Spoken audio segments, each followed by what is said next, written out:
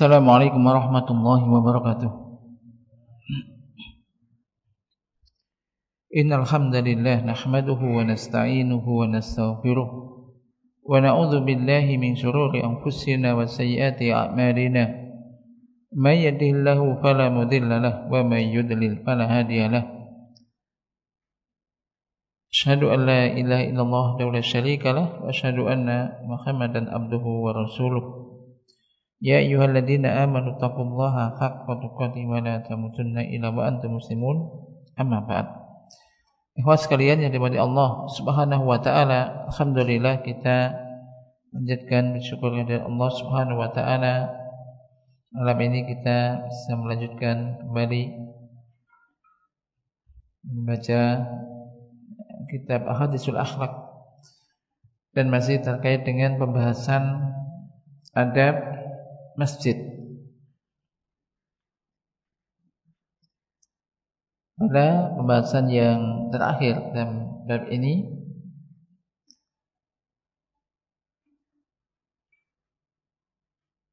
jadi setelah seorang muslim masuk ke dalam masjid, sholat di masjid, kemudian dikumandangkan iqamah, ya, berarti mulai sholat, maka hendaknya setiap kita seorang muslim berupaya untuk menunaikan sholat sesuai dengan yang dicontohkan oleh Rasulullah SAW. Beliau bersabda, "Shollu kama ra'aitumuni usolli." Sholatlah kamu sekalian sebagaimana kamu sekalian melihat aku sholat. Maka kita berupaya bagaimana bisa mengerjakan sholat sebagaimana yang dicontohkan dan diajarkan oleh Rasulullah SAW. Maka ini termasuk kita wajib untuk mempelajari masalah sholat agar mengetahui bagaimana sholat Rasulullah SAW. Dan insyaallah di sini juga demikian berupaya untuk mempraktekkan ini, yakni berupaya untuk kita bisa mengerjakan sholat sesuai dengan yang dicontohkan oleh Rasulullah SAW. Kemudian kita lanjutkan, qala mu'allif hafidhallahu ta'ala wa nafa'ana bi ulumi bidarani amin. Wa ba'da inqida'i sholati ya'tani bil azkaril ma'thurah an-nabiyina alaihi salatu wassalam adbarus sholawatil maktubah. Fa inna fiha ziyadatas sawabi wa jabrun naqsi alladhi yakunu fi sholatihi. Dan selesai sholat, seorang muslim hendaknya memperhatikan zikir-zikir yang datang dari Nabi kita Rasulullah alaihi salatu wassalam, yaitu di akhir sholat wajib, setelah sholat fardu.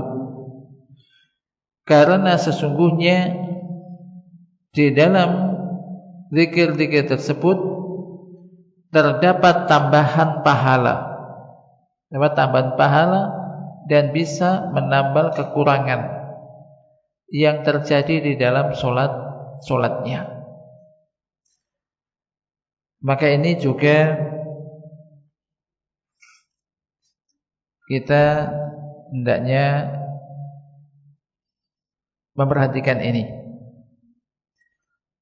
Ya, apalagi kalau biasanya habis sholat kok langsung pergi, ini zikir apa enggak? Nah, ini juga kadang perlu dikeraskan zikir sesekali itu. Tapi kan kita alhamdulillah di sini untuk mungkin jamaah atau engkau anak-anak biasa di sekolah juga diajarkan, saya lihat di SD, mungkin di Mahat juga iya. Jadi apa sih yang dibaca setelah sholat? Nah, terkait dengan zikir pada sholat, maka ya hendaknya kita insyaallah semuanya udah biasa ya berzikir. Tapi ini karena kena diem kan, kadang ini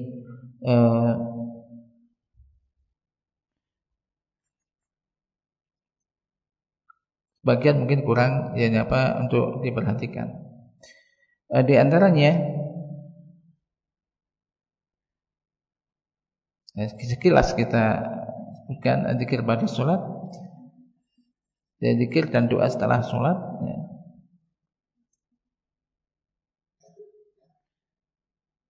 Zikir atau doa selesai salam, sebelum zikir dan doa yang lainnya.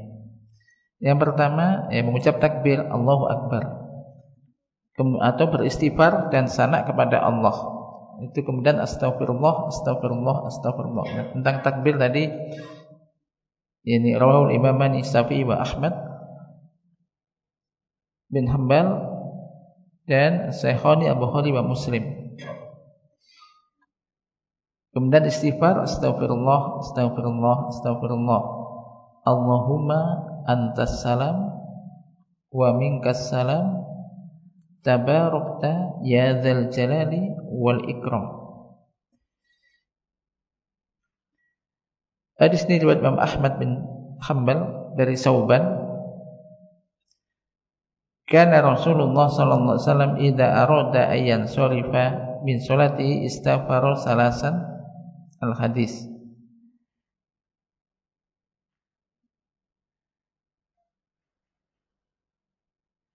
Wa fi riwayatin Muslim, kana Rasulullah sallallahu alaihi wasallam idza sallama yastaghfirullah. Al-hadis.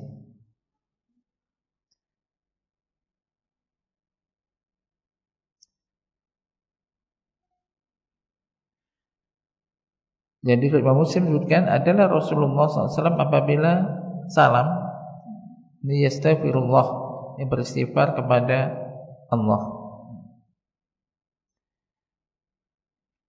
Demikian juga hadis riwayat Imam An-Nasa'i. Demikian juga hadis Aisyah radhiyallahu anha bahwasanya Rasulullah SAW kana idza salama min shalah qala Allahumma antas salam. Adalah Rasulullah SAW apabila yang salam dari sholatnya membaca Allahumma antas salam dan seterusnya. Kemudian ini kalau perhatikan. Jadi astagfirullah, astagfirullah, astagfirullah. Aku memohon ampun kepada Allah. Aku mohon ampun kepada Allah 3 kali. Allahumma antas salam, ya Allah, Engkaulah kedamaian yang hakiki, Maha pengarunia kesejahteraan, dan darimulah kedamaian dan kesejahteraan. Tabarakta ya dzal jalali wal ikram, Maha agung Engkau, lagi Maha sempurna. Wahai pemilik kemahagungan dan kemuliaan, yang dengannya Engkau muliakan para hamba-Mu yang Engkau kasihi. Kemudian baca bertahlil dengan tahlilnya Rasulullah sallallahu alaihi wasallam.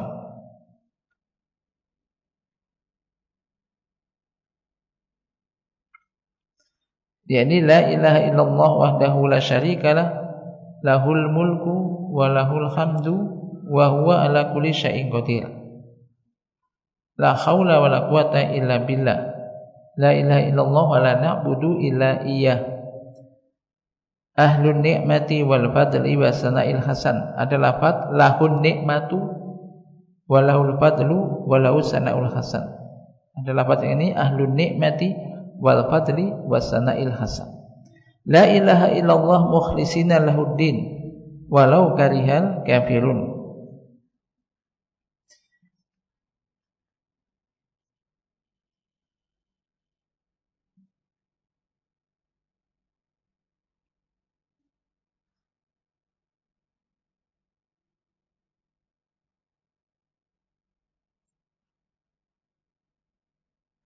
Kemudian yang berikutnya atau ditambah juga la ilaha illallah wahdahu la syarikalah, lahul mulku wa lahul hamdu wa huwa ala kulli syai'in qadir. Allahumma la mani'a lima a'taita wa la mutiya lima mana'ta wa la yanfa'u dzal jaddi minkal jaddu. Ini boleh yang ini dulu kemudian yang tadi. Atau yang tadi kemudian yang ini.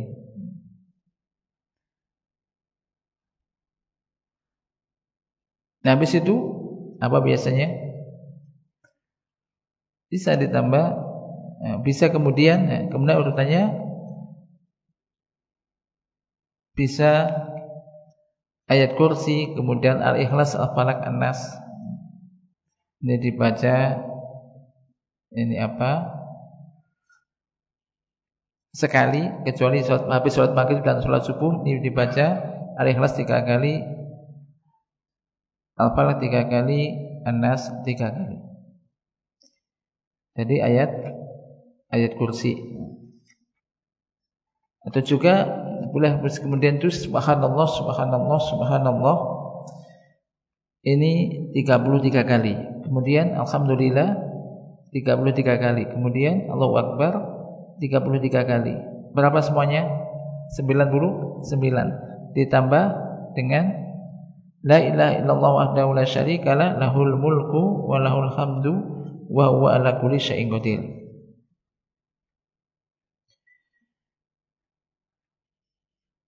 Ini riwayat Imam Ahmad dan juga As-Saikhani.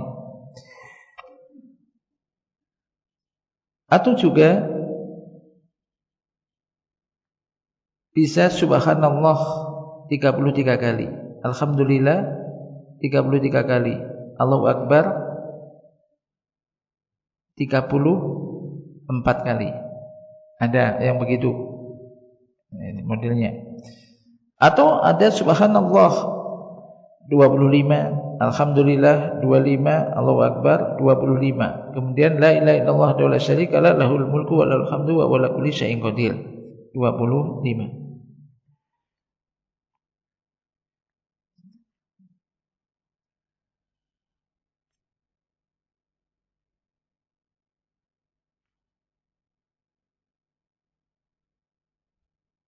Atau juga aja subhanallah ini 10, alhamdulillah 10 kali, Allahu Akbar 10 kali.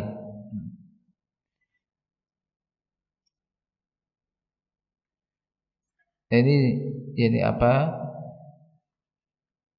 Di antara zikir yang dibaca jadi habis sholat. Dan disunahkan untuk berzikir dengan tangan, dengan jari. Karena dia nanti akan mustantaqat. Mustantaqat itu nanti akan bisa dijadikan dia berbicara, akan menjadi saksi. Dan dengan tangan kanan yang termasuk sunnah dalam berzikir pada sholat. Zikir pada sholat.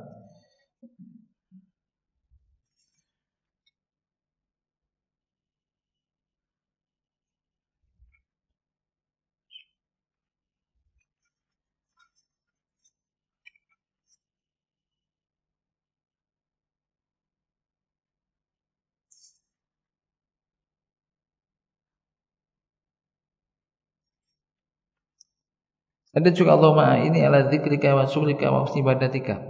Ini ada yang menyebutkan dari ulama ini boleh dibaca sebelum salam, setelah tahiyat, atau setelah salam. Ini terkait dengan zikir. Dan sekali lagi keutamaannya banyak ya. Tentang zikir-zikir itu termasuk tadi barang siapa membaca subhanallah 33, alhamdulillah 33, Allahu Akbar 33 ditambah dengan la ilaha illallah wa la syarikalah, lahul mulku wa lahul hamdu wa ala kulli syai'in qadir, maka akan diampuni dosa-dosanya walaupun sebanyak buih di lautan. Demikian juga barang siapa membaca ayat kursi selesai di akhir sholat atau selesai sholat, maka tidak akan ada yang menghalangi antara dia dan surga kecuali kematian. Maksudnya dia akan masuk surga. Jadi ini walaupun kelihatannya pada diam, tapi ini berzikir dengan sir. Zikir dengan pelan, berzikir sendiri-sendiri. Kemudian kita lanjutkan di sini.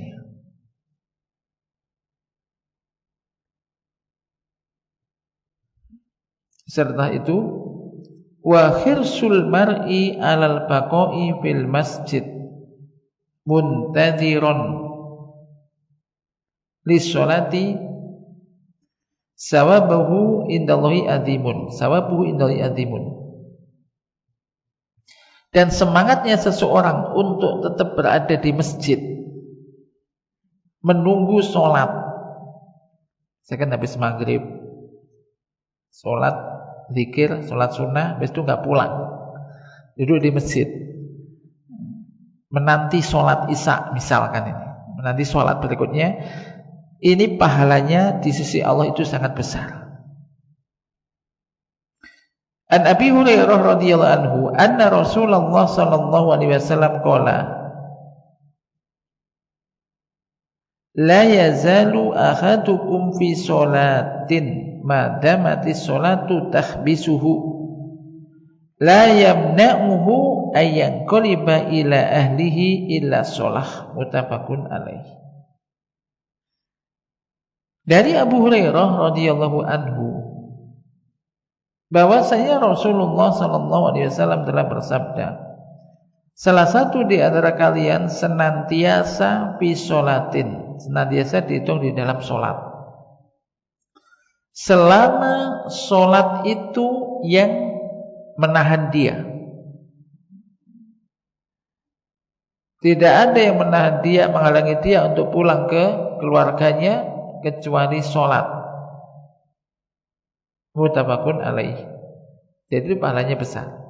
Tentu maksudnya ya selama dia tidak batal, tidak membuat keributan di masjid. Dan dia berzikir, baca Al-Quran atau duduk menanti sholat di masjid. Maka orang yang ada di masjid ini tidak ada yang didapatkan kecuali kebaikan, ya kan? Kebaikan. Sampai pernah kan disebutkan juga Ali pernah ketika ada masalah dengan Fatimah itu, dicari kemana nih? Ternyata di mana? Di masjid. Di masjid. Ya, ketika itu masjidnya tanah, maka dikatakan ya Abu Turab. Dikatakan sama, dikatakan Abu Turab. Jadi kalau seandainya begitu, tinggal ke masjid aja lah. Ramai di rumah, ke masjid aja. Tenang, masjid, tenang. Di masjid. Di masjid. Ini jadi ini penting ini apa untuk diperhatikan. Wa lihada yaqulu Mu'adz bin Jabal radhiyallahu anhu, oleh karena itu Mu'adz bin Jabal radhiyallahu anhu mengatakan, man ra'a anna man fil masjidi laisa fi sholatin illa man kana qa'iman yusolli fa innahu lam yafqah.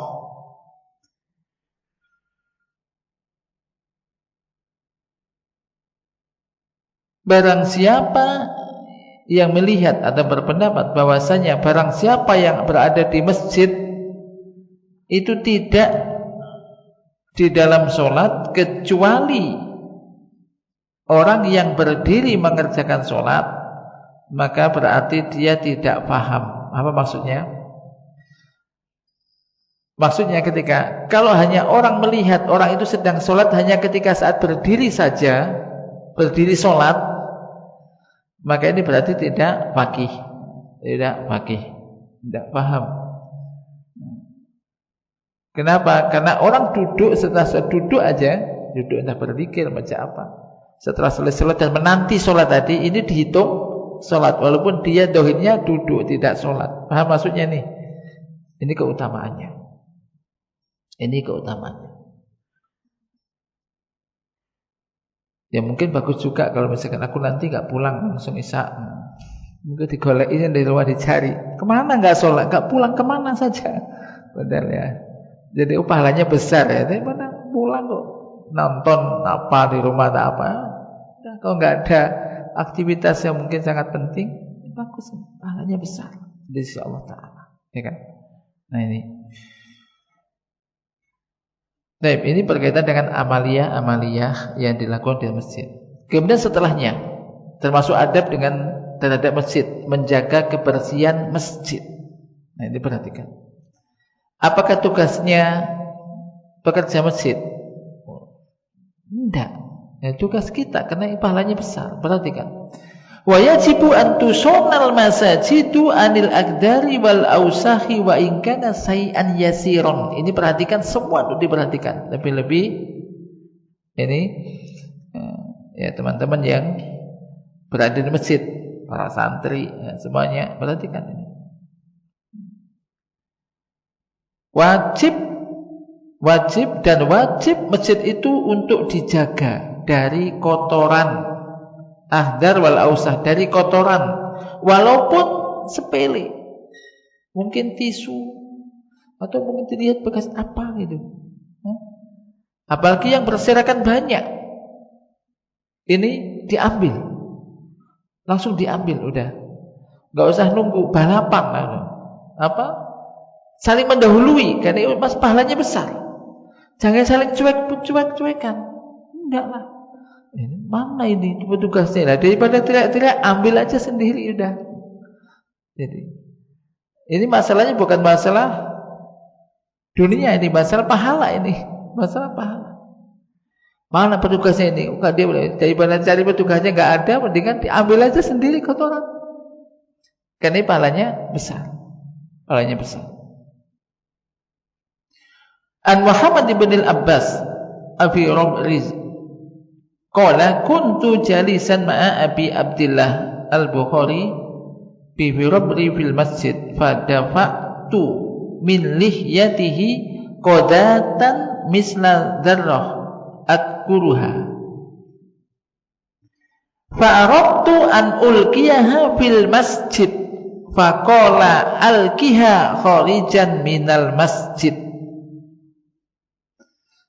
Perhatikan ini dari Muhammad bin Al-Abbas Al-Birabri, berkata, aku pernah duduk bersama Abu Abdillah Al-Bukhari di Birabri di masjid. Lalu aku dapat tumilahiti, aku hilangkan, itu buang dari lihyahnya, dari jenggotnya, qadatan misal dzarrah adkuruha.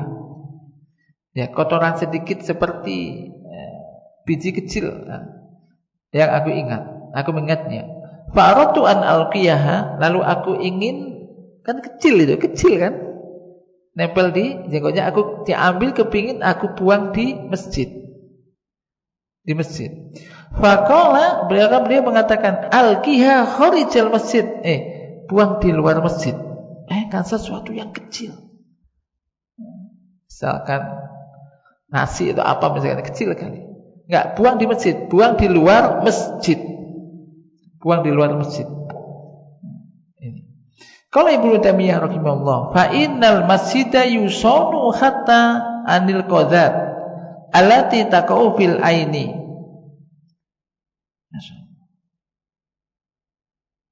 Ibnu Taimiyah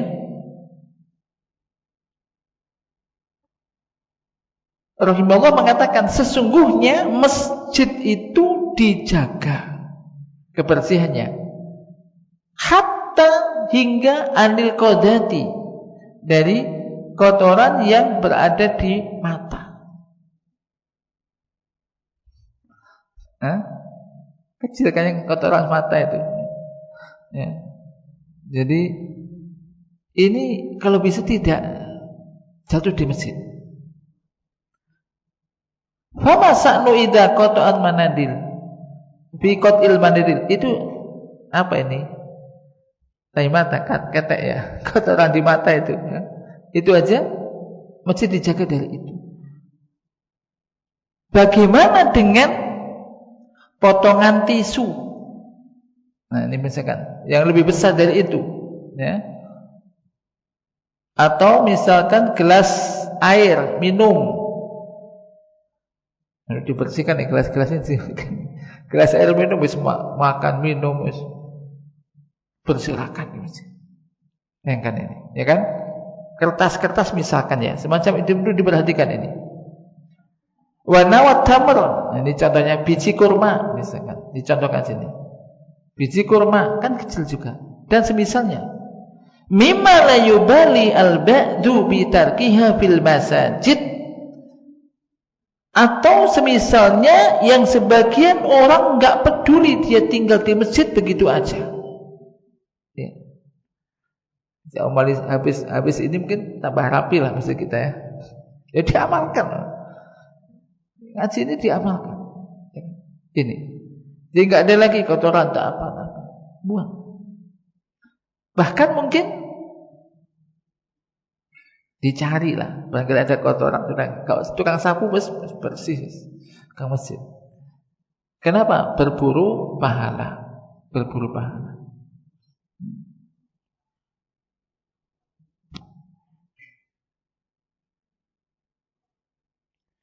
Jadi pahalanya ini sangat besar. Pahalanya sangat besar. Maka ini ya kita jaga ini bersama tentang ini kebersihan masjid ini. Dan hanya masjid ini saja, di mana masjid-masjid mana saja. Mushola misalkan, nggak untuk Jumat tapi untuk sholat 5 waktu sama saja. Jangan sampai ada rumahnya bersih, masjidnya kotor masjid. Masjidnya kotor sekali misalkan. Nah ini siapa yang bertanggung jawabnya? Ya, ini Baitullah, ini rumah untuk beribadah kepada Allah. Maka ini dari sini pentingnya ilmu. Begitu mengetahui itu kemudian dipraktikkan. Ini dijaga tentang masalah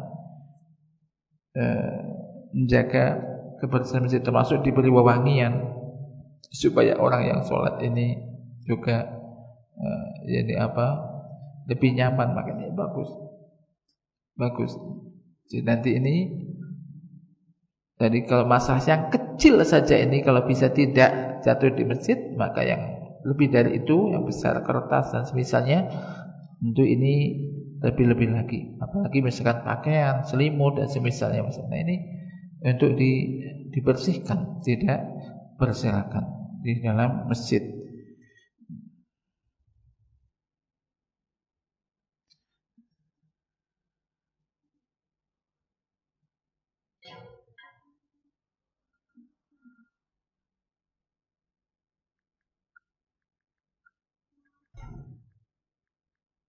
Kemudian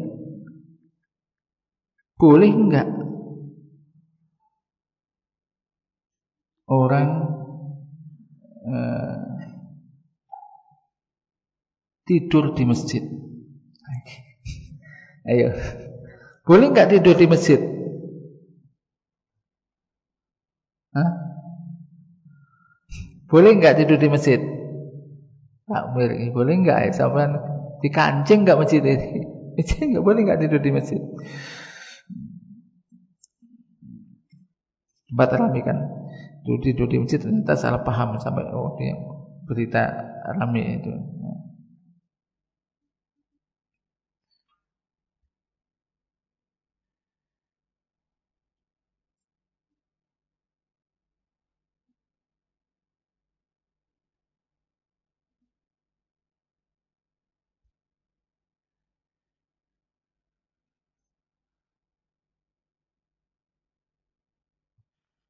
Ini saya bacakan dari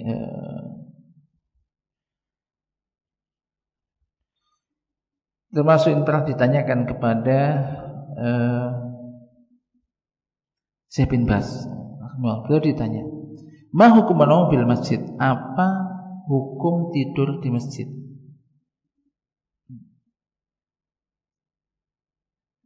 Beliau sebutkan, "An-naumu fil masjid la kharuja fihi wa la ba'sa bihi." Tidur di masjid enggak apa-apa. Tidur di masjid tidak apa-apa. Tidur di masjid tidak masalah. Ya, masjid merupakan rumah Allah yang didirikan di situ untuk beribadah. Dan tidur la yumna'u bidzalik, tidak dilarang. Karena terkadang bisa jadi tidur itu menjadi ibadah. Disebutkan apabila niatnya untuk supaya kuat untuk melakukan ketaatan kepada Allah, nanti lek salat biar enggak ngantuk misalkan. Nah ini semacam itu. Waqad nama sahabatu fi masjid Nabi. Para sahabat tidur di masjid Nabi sallallahu alaihi wasallam. Masuk ahlu sufah, ya kan? Orang yang enggak punya rumah, enggak punya apa, tidur di masjid Nabi. wa ghairuhum dan yang lainnya. Yang tadi pernah Ali bin Abi Thalib radhiyallahu anhu pernah tidur di masjid tatkala ada sesuatu antara beliau dan istrinya. Nah, ini. Lalu datanglah Nabi sallallahu alaihi wasallam dan mengucapkan salam, sementara Ali di masjid tidur. Lalu dibangunkan oleh Nabi dan Nabi mengatakan, "Kum Aba Turab." Bangunlah wahai Abu Turab. Abu Turab, kum Aba Turab. Karena Nabi melihat ada tanah pada beliau alaihi salatu wasallam. Demikian juga wa kana Ibnu Umar yanamu fil masjid ba'dul ahyan, dan juga Ibnu Umar terkadang tidur juga di masjid. Intinya di sini yakni apa? Tidak mengapa tidur di dalam masjid. Di dalam masjid.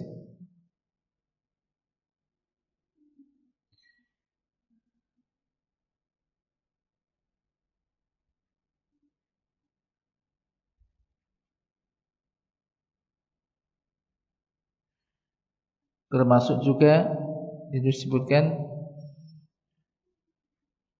ada yang lain bertanya, apakah boleh masuk masjid dan duduk di situ?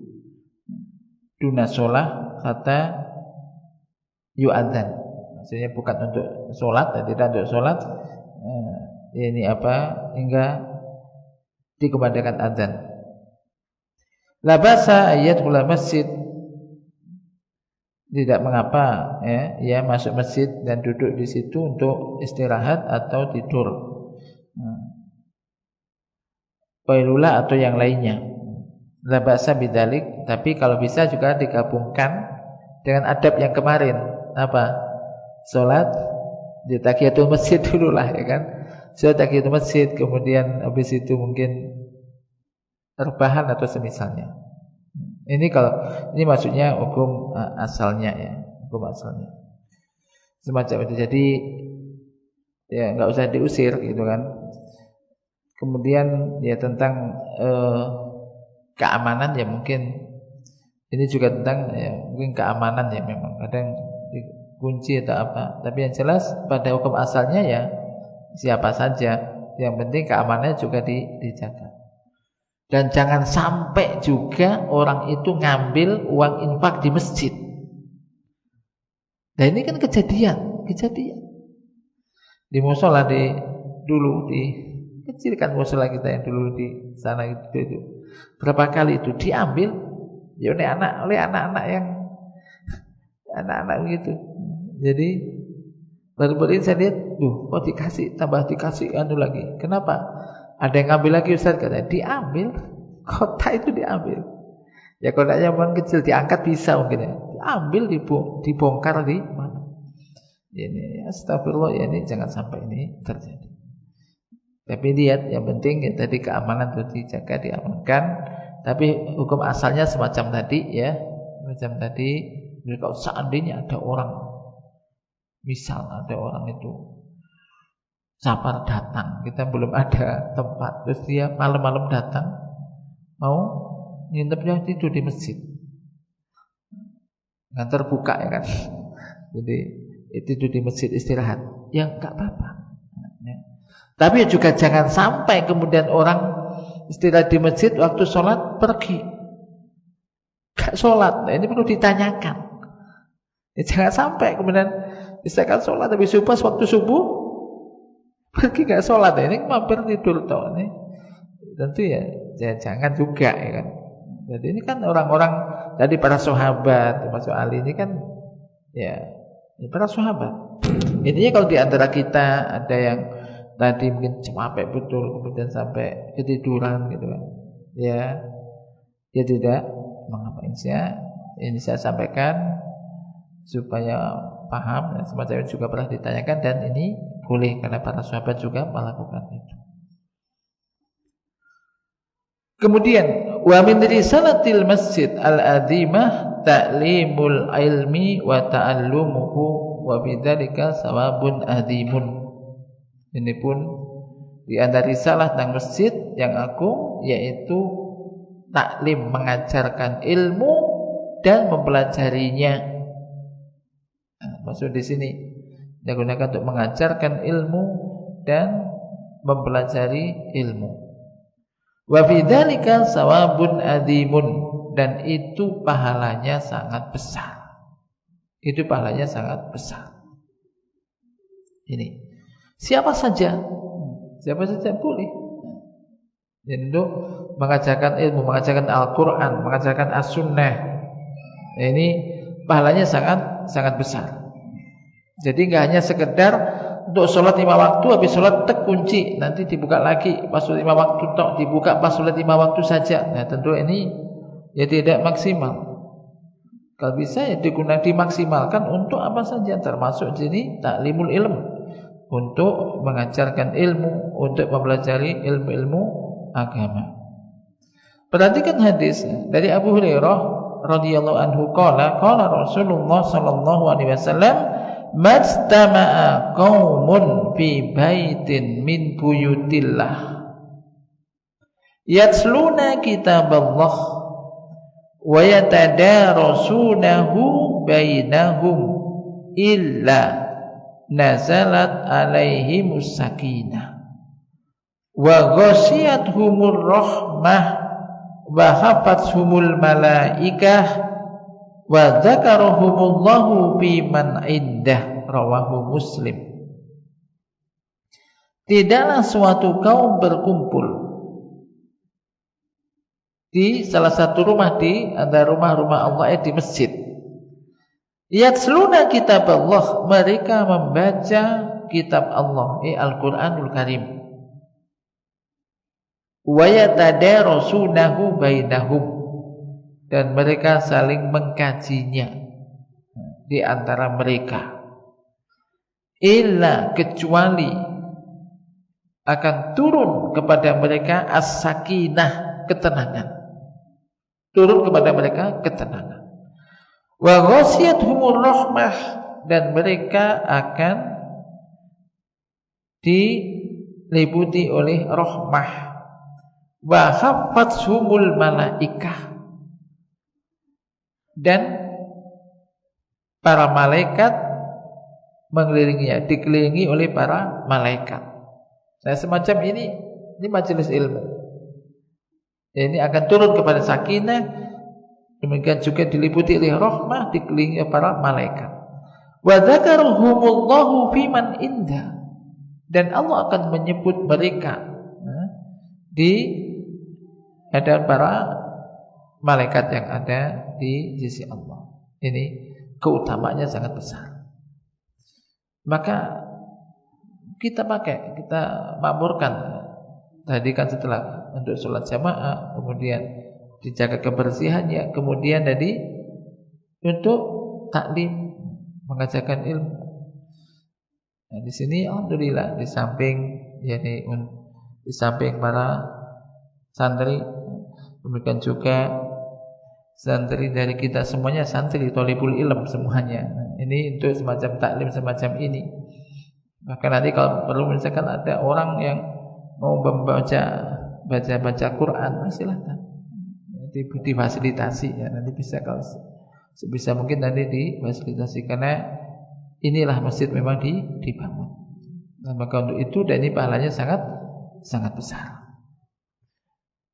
Jadi ini beberapa hal yang terkait dengan masalah ini adab dengan masjid, mulai ada berangkat menuju masjid, kemudian setelah masuk masjid, kemudian apa yang harus dilakukan di dalam masjid, kemudian apa yang harus kita jaga terkait dengan kebersihan masjid. Nah, ini dan termasuk tadi aktivitas-aktivitasnya.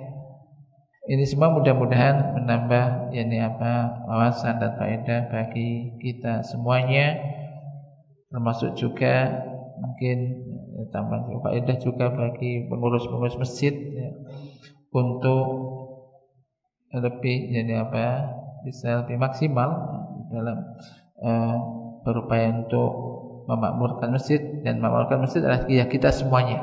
Kemarin di awal-awal telah kita sebutkan, sesungguhnya yang akan memakmurkan masjid-masjid Allah itu siapa? Orang yang beriman. yang beriman kepada Allah, kepada hari akhir. Karena dia yakin akan adanya pahala yang besar. Maka itu dia akan berupaya untuk memakmurkan masjid. Bukan masalah dunia, bukan karena dunia yang mendorong dia, tapi karena keimanan. Ada menginginkan pahala dari Allah. Dan kita yakin ini ada rumah untuk beribadah kepada Allah, sementara Allah yang menciptakan kita dan Allah yang memberikan kita rezeki. Maka barang siapa yang berupaya untuk memuliakan, menjaga, memuliakan, memakmurkan masjid-masjid Allah, maka tentu Allah tidak akan menyia-nyiakan dia. Tentu Allah juga akan memberikan balasan yang setimpal. Walaupun kita misalkan tadi entah membersihkan masjid, mengambil kotoran, enggak ada yang melihat, yakinlah Allah melihat kita. Nah, di sini keikhlasan, ya kan. Bahkan kadang-kadang sesuatu yang sepele, ambil kotoran, ambil. Misalkan masukkan ke kantong, kalau sama enggak najis kan, ambil. Kemudian walaupun enggak ada orang tahu, bisa jadi yang kecil semacam itu ini dicatat oleh Allah dan besar nilai pahalanya. Karena kadang hal-hal yang sepele, yang kecil-kecil semacam itu kadang justru menjadikan kita ikhlas melakukan itu. Karena enggak ada yang tahu, enggak ada yang peduli. Apalagi enggak ada yang peduli. Jadi ini enak menanggapi sesuatu. Ketika ada sesuatu yang kotor, enggak usah marah-marah, tapi ini ngasih kesempatan saya untuk dapat pahala gitu. Itu aja, ya kan? Daripada siapa ngotot gini, tapi marah-marah tapi enggak juga diambil juga. Ini ya. Nah, tapi ya jangan sampai sudah ngerti begitu besar pahala orang yang membersihkan masjid, kalau kita balik bagaimana dosa orang yang mengotori masjid. Enggak bersihkan tapi tambah mengotori masjid. Tentu ini hal yang harus dihindari.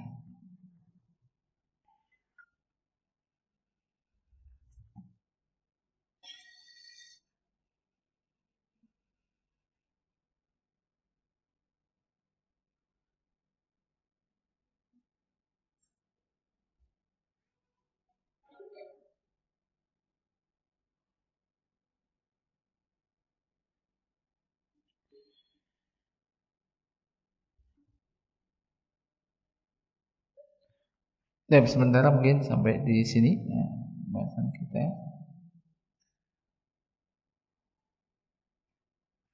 Ada tanyakan terkait dengan ini?